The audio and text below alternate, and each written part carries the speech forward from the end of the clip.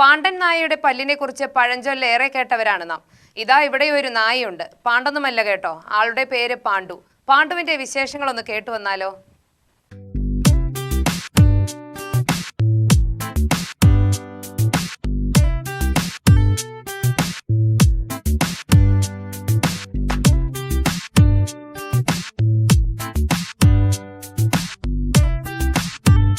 ആലത്തൂരിൽ ദേശീയ മൈതാനത്താണ് ആളുടെ താമസം. കൂട്ട് സഹനായ്ക്കളൊന്നുമല്ല, മനുഷ്യൻ തന്നെ, സാക്ഷാൽ ചുമട്ടുതൊഴിലാളികൾ. ആലത്തൂരിലെ CIT ഓഫീസിലും ചുറ്റിലുമായാണ് പാണ്ഡുവിൻ്റെ കിടത്തവും നടപ്പുമെല്ലാം. ചുമട്ടുതൊഴിലാളികളുടെ കൂടെ കൂടിയിട്ട് വർഷങ്ങളായി. ഏകദേശം 18 വർഷത്തോളം ആകുമെന്നാണ് തൊഴിലാളികൾ പറയുന്നത്. ഇവിടെ ഈ നായ് വന്ന ഒരു 10 വർഷം മേലെ ആയിട്ടുണ്ട്.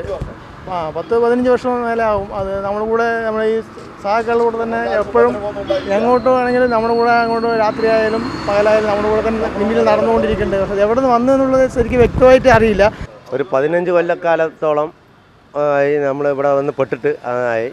അത് ഹൈവേൻ്റെ ഭാഗത്തു നിന്നാണ് അത് കയറി വന്നത്. ഒരു 15 കൊല്ലക്കാലം ആകും അത്. പിന്നെ ഒരു ആക്സിഡൻ്റൊക്കെ ആയിട്ട് നമ്മൾ അതിനെ ചികിത്സയൊക്കെ നടത്തി അതങ്ങനെ ഇതായതാണ്. ഇപ്പോൾ മൊത്തത്തിൽ ഇവിടുത്തെ ഒരു ആളായി മാറി കഴിഞ്ഞിരിക്കുകയാണ്. എല്ലാവരെയും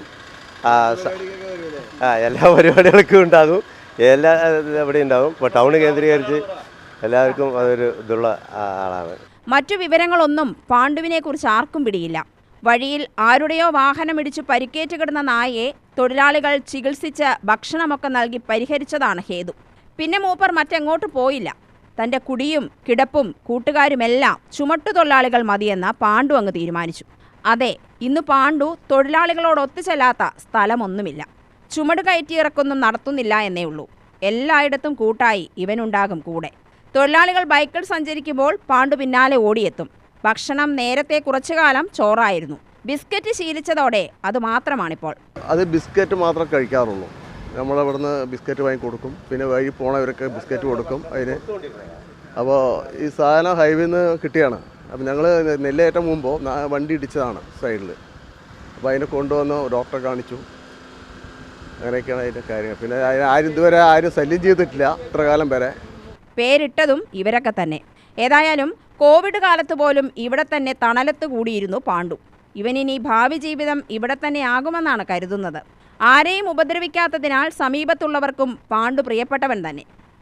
UTV ന്യൂസ്, പാലക്കാട്.